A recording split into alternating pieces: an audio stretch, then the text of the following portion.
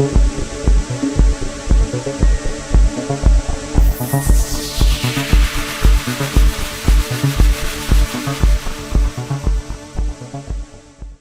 میں رہتے ہمیں خاصے دن ہو گئے تھے۔ جیل کا عملہ کافی دب کر رہتا تھا، کیونکہ انہیں علم تھا کہ یہ لوگ چھوٹی سی بات کو لے کر اجتماعی ہڑتال پر اتر آتے ہیں۔ جیل میں یہ حربہ خاصا کارگر بھی ثابت ہوتا ہے، خصوصاً بھارتی جیلوں میں، کیونکہ بھارتی قوم کے باپو مہاتما گاندھی کی تو ساری سیاست ہی مرن برت کے گرد گھومنے گزری ہے، لہٰذا وہاں سے کچھ زیادہ ہی اہمیت دی جاتی تھی۔ اس تمام صورتحال کا ایک منفی نتیجہ یہ ضرور نکلا کہ چند پاکستانی قیدی بعض اوقات حد سے بھی گزر جاتے اور اکثر ہندو عملے سے تودکار کی نوبت آتی رہتی۔ بہرحال مجموعی صورتحال قابو میں رہتی۔ جولائی 1976 کے آخر میں سبھی پاکستانیوں نے اجتماعی ہڑتال کر دی۔ مطالبہ یہ تھا کہ جو پاکستانی سزائیں کاٹ چکے ہیں اور کسی دیگر مقدمے میں مطلوب بھی نہیں، انہیں فوراً رہا کر کے پاکستان بھیجا جائے۔ پہلے 2-3 روز تو الور کا ضلع کلیکٹر رام پال مذاکرات کے لیے آیا، لیکن بات آگے نہ بڑھی۔ ہڑتال میں خواتین بھی شامل تھیں۔ ہڑتال کے 5ویں روز راجستھان کا آئی جی جیل خانہ جات رادھا کانت شرما اور ہوم سیکرٹری لال چند آئے۔ طویل مذاکرات کے بعد انہوں نے یہ پیشکش کی کہ ہڑتال ختم کرنے کی صورت میں نظر بند پاکستانیوں کو ہر ہفتے 50-50 کی ٹولیوں کی صورت میں پاکستان پہنچا دیا جائے، مگر ہڑتالی قائدین کا اصرار تھا کہ جب تک انہیں لینے کے لیے بسیں جیل کی ڈیوٹی پر نہیں آتی ہڑتال جاری رہے گی، سو مذاکرات نتیجہ خیز ثابت نہ ہو سکے۔ ہڑتال کے 7ویں روز ہم میں سے اکثریت کی حالت بگڑنے لگی تھی، لہٰذا جس کی حالت زیادہ تشویشناک ہوتی اسے فوراً سول ہسپتال لے جایا جاتا، جہاں ناک کے راستے اسے زبردستی فیڈ کیا جاتا اور وہیں سے اسے کسی دوسری جیل بھجوا دیا جاتا۔ اس طرح 2 روز میں تقریباً 50 افراد کو بیکانیر، بھرت پور اور جے پور کی جیلوں میں بھجوا دیا گیا۔ 9ویں روز یہ بات پھیلی کہ توسل شاہ سمیت 50 آدمی دوسری جیلوں میں بھیجے جا چکے ہیں اور وہاں انہوں نے بھی ہڑتال ختم کر دی ہے، تو ہم میں سے اکثر افراد حوصلہ ہار بیٹھے اور کوئی ٹھوس مطالبہ منوائے بغیر ہڑتال بری طرح ناکام ہو گئی۔ اس کے بعد جیل حکام کا رویہ خاصا درست ہو گیا تھا۔ غالباً اوپر کی سطح پر پاکستانیوں کو آنی ہاتھ سے دبانے کی پالیسی طے کر لی گئی تھی۔ اس دوران الور جیل کے جیل سپرنٹینڈنٹ رائے سنگھ کو تبدیل کر دیا گیا اور نئے سپرنٹینڈنٹ دیوی پرساد ترپاٹھی نے چارج سنبھال لیا۔ اگست کے آخری ہفتے میں رمضان کا مقدس مہینہ شروع ہو گیا۔ 3 ستمبر 1976 کو رمضان کی 7 اور جمعے کا دن تھا۔ دوپہر کے وقت یونس مسیح نامی پاکستانی روز کی طرح جیل ڈیڑھی میں پاکستانیوں کی ڈاک وصول کرنے پہنچا تو وہاں موجود حوالدار اور دونوں سپاہیوں نے اسے بلا وجہ بری طرح پیٹا۔ یونس نے واپس پاکستانی وارڈ میں آ کر ہم لوگوں کو اس واقعے سے آگاہ کیا تو سب اشتعال میں آ گئے، فوراً ہی اکٹھے ہوئے اور آئندہ کی حکمت عملی طے کی جانے لگی۔ اس موقع پر چند لوگوں نے بڑی جذباتی تقریریں کی، خصوصاً ضلع میاں والی کے رانا لیاقت نے زور خطابت کا بھرپور مظاہرہ کیا اور کہا، اسلام میں جان کے بدلے جان اور آنکھ کے بدلے آنکھ کی سزا کا حکم ہے، لہٰذا جیل حکام سے مطالبہ کیا جائے کہ مذکورہ حوالدار اور دونوں سپاہیوں کو ہمارے حوالے کیا جائے تاکہ ہم خود انہیں اپنے ہم وطن یونس کو بلا وجہ پیٹنے کی سزا دے سکیں۔ اس مطالبے پر چشم زدن میں اتفاق رائے ہو گیا۔ چند لوگ اس مطالبے کو انتہا پسندانہ قرار دے رہے تھے۔ اس حوالے سے ہارون آباد کے احمد دین نے سب کو مخاطب کرتے ہوئے کہا، دوستو، جیسا کہ آپ میں سے اکثر حضرات جانتے ہیں کہ میں اپنی عمر کے 20 سال سے زیادہ پاکستان، بھارت اور ایران کی مختلف جیلوں میں مختلف الزامات کے تحت گزار چکا ہوں۔ میں اپنے تجربے کی بنیاد پر کہہ سکتا ہوں کہ جیل حکام ہمیں پوری طرح دبانے کے لیے کسی بہانے کی تلاش میں ہیں، لہٰذا کسی بھی فیصلے پر پہنچنے سے پہلے بڑی احتیاط کی ضرورت ہے۔ آپ میں سے اکثر حضرات زیادہ جذباتی ہو رہے ہیں، حالانکہ انہوں نے ابھی تک اڑتی ہوئی دیکھی ہے، پھنستی ہوئی نہیں دیکھی۔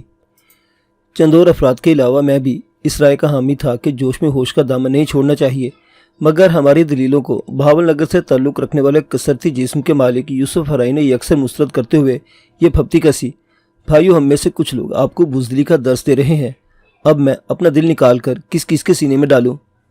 اس کے جوش خطابت نے مجمع کو پوری طرح سنجیدہ کر دیا اور ہمیں سبھی لوگ ملامت بھری نظروں سے دیکھ رہے تھے۔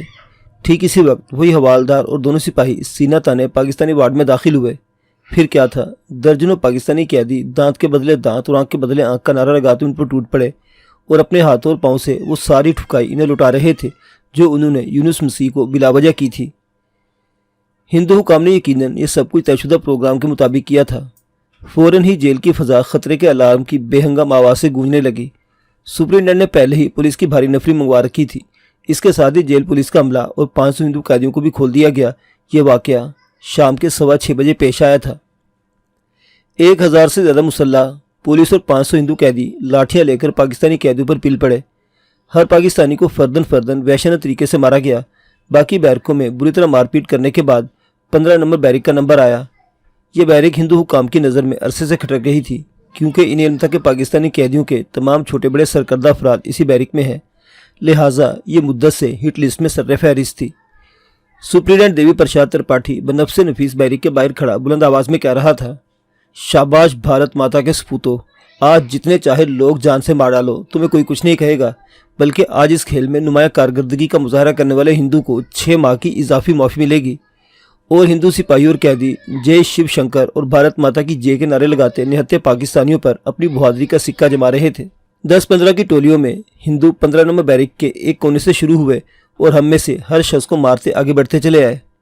पहला ग्रुप दूसरे दरवाजे से बाहर निकल जाता और इसकी जगह ताज़ा जत्था मशक़ स्तंभ में मसरूफ़ हो जाता। चारों तरफ आहोबका जारी थी। रात आधी से ज़्यादा बीत चुकी थी, मगर सुप्रीडेंट त्रिपाठी की जेरी निगरानी ये वहशियाना अमल अब भी जारी था। अब तो हालत ये हो गई थी कि हम में से अक्सर अफराद चीखने चिल्लाने के भी काबिल नहीं रहे थे और बेसुध पड़े अपनी बेकसी का मातम कर रहे थे।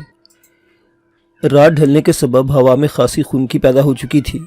चारों तरफ खून ही खून था और इससे माहौल अजीब वहशतनाक हो चुका था और हमारी बैरिक किसी मक्तल गाह का मंजर पेश कर रही थी।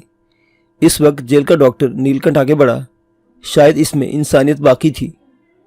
वो हिज़यानी अंदाज में चीखते हुए बोला, मिस्टर सुप्रीडेंट, ये सरासर जुल्म है, ये अन्याय है। मैं इन हालात में किसी कैदी का इलाज नहीं करूँगा। सुप्रीडेंट त्रिपाठी ने शैतानी कहका लगाते हुए आगे बढ़ा और डॉक्टर को एक तरफ धकेलते हुए घुराया, जाओ जाकर डिस्पेंसरी में बैठो। अलवर में डॉक्टर की कोई कमी नहीं, मुझे अगर ज़रूरत पड़ी तो मैं इनको बुला लूँगा। ये वहशियाना खेल तब इख्तिताम को पहुँचा जब हिंदू कैदी और सिपाही मार मार कर खुद थक गए। बैरिक में हर तरफ लहू फैला हुआ था। बैरिक की दीवारें, फर्श, दरिया, कंबल, हर चीज़ लहू रंग हो चुकी थी।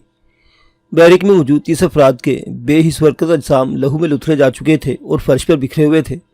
तभी त्रिपाठी के हुक्म पर चीफ वो हेड वार्डन आगे बढ़ा और झुककर बारी बारी हम सबको देखने लगा। हर चेहरे पर इतना खून जमा था कि अपनी शनाख्त खो बैठा था। हम तमाम अफराद की बाजू टांगे कई जगह से टूट चुकी थी। खुद मेरा बायां बाजू और बाएं टांग की पिंडली टूट चुकी थी और सर पीछे जानिब से फट गया था, जहां से अभी तक खून रिस रहा था। इसी हालत में हम सबको हिंदू कैदियों और सिपाहियों ने उठाकर जेल डेढ़ी में पहुंचाया, जहां पहले से पुलिस के बड़े ट्रक हमारा इंतजार कर रहे थे। इन सब के अकबी दरवाजे खुले थे। हम में से हर एक को 2-2 कैदी नंबरदार पाँव और बाजू से पकड़कर उठाते और एक झूला सा देकर वहीं खड़े हमें ट्रक के अंदर फेंक देते, जैसे हम इंसान नहीं बल्कि अनाज वगैरह के थैले हों। ट्रक के फर्श पर गिरते ही हर शख्स के हलक से तवील चीख निकलती, मगर वहाँ किसे परवाह थी। सुबह के 3 बजे हमें करीबी अस्पताल पहुँचाया गया, जहाँ हमारी टांगों और बाजू पर उल्टा सीधा प्लास्टर चढ़ा दिया गया और सर की जिल्द को सुन किए बगैर टांके लगा दिए गए, जैसे किसी गैर अहम कपड़े को सिया जाता है। 2 घंटे बाद सुबह 5 बजे हमें जेल में वापस लाया गया। मरकजी दरवाजे के बाहर मौजूद छोटी सी जनाना जेल में हमें रखा गया और पाँव में लोहे की बेड़ियाँ लगा दी गई। तब तक हम सबकी हालत इतनी गैर थी कि अपने सिवा किसी का भी कुछ होश ना था। जनान खाने में मेरे साथ फर्श पर मुराद भी बेसुध पड़ा था। तभी सुप्रिंटेंडेंट त्रिपाठी और 2 जेलरों और 8-10 नंबरदारों की मैयत में अंदर दाखिल हुआ। इसके चेहरे पर फातिहाना मुस्कुराहट थी। वो तंज़ अंदाज में घूरते हुए सबके पास से गुजरा और फिर दरवाजे में खड़ा होकर जेलर से बुलंद आवाज़ में मुखातिब हुआ, बंसीलाल, मरने वालों के नाम क्या क्या हैं, इन्हें भी बता दो, शायद इनमें से किसी का अजीज भी हो। ये सुनते ही एक लम्हे के लिए हम सब गूंग होकर रह गए थे। जेलर बंसीलाल अपने पीले दांतों की नुमाइश करते हुए हल्के फुल्के अंदाज में बोला, सर अभी तो सिर्फ 3 ही मरे हैं, मोहम्मद सरवर, फतेह मोहम्मद और जफ़र इकबाल। वैसे आशा है कि इनमें से भी एक आध पर लोग सुधार जाएगा। एक लम्हे के लिए हम में से किसी को भी इस बात का यकीन नहीं आया। अलबत्ता सभी ने बैरक के तूलो अर्ज़ में गालिबन इन तीनों को ढूंढने की कोशिश की थी, मगर वाकई इनमें से कोई भी हमारे दरमियान मौजूद ना था। हम सभी अपनी तकलीफ भूलकर जेलर त्रिपाठी की जानिब मुतवज्जो थे। दिल बुरी तरह धड़क रहे थे। सुप्रिंटेंडेंट शायद हमारी हालत से लुत्फानंदोज हो रहा था। ज़ेरेला मुस्कुराते हुए बोला, तुम्हारी निगाहें जिनको इर्द गिर्द ढूंढ रही हैं वो तो नरक में भी पहुंच चुके, इन्हें तो इस दुनिया से गए 12 घंटे हो चुके हैं। मुराद कराते हुए बोला, मिस्टर सुप्रिंटेंडेंट, मुझे यकीन तुम झूठ बोल रहे हो, तुम सिर्फ हमें डराने के लिए सब कुछ कह रहे हो। त्रिपाठी ने अपनी लंबी सी चुटिया को सहलाते हुए कहा, ए मियाँ, तुम जानबूझकर आंखें बंद रखना चाहो तो ना मानो, ویسے وہ تینوں واقعی مر چکے ہیں۔ میں تو کہتا ہوں ایک لحاظ سے ان کے لیے اچھا ہی ہوا، اگر ہماری قید سے رہائی نہیں پا سکے تو جیون کی قید سے تو رہائی پا گئے۔ تم لوگوں سے تو وہی غیرت والے نکلے، اس سنسار میں جتنا زندہ رہتے انہیں اتنے زیادہ مزید پاپ اپنے کھاتے میں جمع کرتے۔ ترپاٹھی اپنی یاوا گوئی میں مصروف تھا۔ مراد اس کے تو ہلکے سے بڑبڑایا، ترپاٹھی اگر واقعی ظفر اقبال مر گیا ہے تو سمجھ لو تم بھی مر گئے۔ اس وقت شاید تمہیں یہ بات محض دھمکی محسوس ہو، مگر ترپاٹھی میری بات سنو، اگر تمہیں اپنی زندگی پیاری ہے تو مجھے ابھی مار ڈالو، ورنہ۔ یہ کہتے ہوئے وہ تکلیف اور تھکن سے ہانپتے ہوئے فرش پر گر گیا۔ اس کی بات سن کر ترپاٹھی کے ماتھے کی شکنیں گہری ہو گئی تھی۔ آگے بڑھ کر اس نے اپنا پاؤں مراد کے چہرے پر رکھ دیا، پھر اپنے جوتے کی نوک سے اس کی ناک کو دباتے ہوئے بولا، چونٹی کی اولاد، میں چاہوں تو ابھی تم کو مسل سکتا ہوں۔ میری ملازمت 30 برس ہو چکی ہے اور سروس کے دوران بڑے بڑے 30 مار خان ڈکیتوں اور خونیوں سے پالا پڑا ہے۔ اگر میں ایسی گیدڑ بھبکیوں سے ڈرنے والا ہوتا تو کب کا گھر جا بیٹھتا۔ ویسے تو میں ابھی ماروں گا نہیں، دیکھتا ہوں تم میں کتنا دمخم ہے۔ یہ کہہ کر اس نے مراد کے چہرے سے پاؤں ہٹا لیا اور جیلر سے کہنے لگا، تینوں مرنے والوں کو سرکاری خرچ پر دفنا دو، کیا یاد رکھیں کہ کس مرض سے پالا پڑا تھا۔ یہ کہہ کر وہ زنان خانے سے باہر نکل گیا۔ اس کے ماتحت بھی اس کے ساتھ ہی باہر چلے گئے۔ اس روز یعنی 4 ستمبر سن 1976 کو سپہر تک ان تینوں کی موت کی تصدیق کی گئی اور سنتریوں کی زبانی بھی ہو گئی تھی۔ یہ بھی پتہ چلا تھا کہ دوپہر کو انہیں الور کے نواح میں ایک ویران قبرستان میں دفن کیا گیا تھا۔ ہم میں سے ہر شخص بری طرح دل گرفتہ تھا۔ بار بار آنکھوں کے سامنے ان تینوں کے چہرے آ رہے تھے جو گزشتہ شام تک ہمارا حصہ تھے، مگر آج ان کی بے گور و کفن لاشیں بے نام قبروں میں دفنا دی گئی تھیں۔ موت تو ہر شخص کو آتی ہے، مگر وطن سے دور ایسی بے کسی کی موت پر جہاں آنسو بہانے والی ایک آنکھ بھی نہ تھی، فاتحہ پڑھنے کے لیے 2 ہاتھ بھی نہ اٹھے، اور وہ تینوں منو مٹی تلے ہمیشہ کی نیند جا سوئے۔ ہم اشک بار تھے۔ ہم سبھی اپنی تکلیف قطن بھول چکے تھے۔ رہ رہ کر وہی خیال ذہن میں چھاتا، خصوصاً میری آنکھوں کے سامنے ظفر کا مسکراتا ہوا چہرہ تھا جو کسی پل بھی سنجیدہ نہ ہوتا۔ مراد کی آنکھیں تو جیسے پتھر آ گئی تھی۔ میں گھسٹ کر اس کے قریب ہوا اور بولا، مراد بھائی، موت تو سبھی کو جلد یا بدیر آ لینی ہے، مگر یقین مانو یہ ظفر کی اس بے وقت موت کا بے انتہا صدمہ ہے۔ مراد جواب میں خاموشی سے مجھے تکتا رہا، پھر تلخ لہجے میں بولا، ہاں اس کی موت بہت بڑا سانحہ ہے، بلکہ باقی دونوں کی موت بھی اتنی ہی تکلیف دہ ہے، مگر شاید کوئی موت بے وقت نہیں ہوتی۔ خدا ہر شخص کو تبھی اپنے پاس بلاتا ہے جب وہ اس دنیا فانی سے اپنا وقت پورا کر چکا ہوتا ہے، مگر اصل مسئلہ تو پیچھے زندہ رہ جانے والوں کا ہے جو جیتے جی مر جاتے ہیں۔ سرور اور فتح محمد کے گھریلو حالات کا تو مجھے علم نہیں، مگر ظفر کا باپ پہلے ہی مر چکا ہے، 4 جوان بہنیں اور بوڑھی ماں اس کے آس پر زندہ تھی۔ میں تو یہ سوچ کر پاگل ہوا جا رہا ہوں کہ ان کا سامنا کیسے کروں گا۔ یہ کہتے ہوئے وہ پھوٹ پھوٹ کر رونے لگا۔ مراد کو دیگر 6 آدمیوں کے ساتھ ادے پور جیل روانہ کر دیا گیا، جبکہ اس کے 2 روز بعد مجھے 5 دوسرے افراد کے ساتھ جودھ پور بھجوا دیا گیا۔ پھر چند ماہ بعد ہم 27 آدمیوں کے خلاف تحریرِ قتل کا مقدمہ شروع ہو گیا۔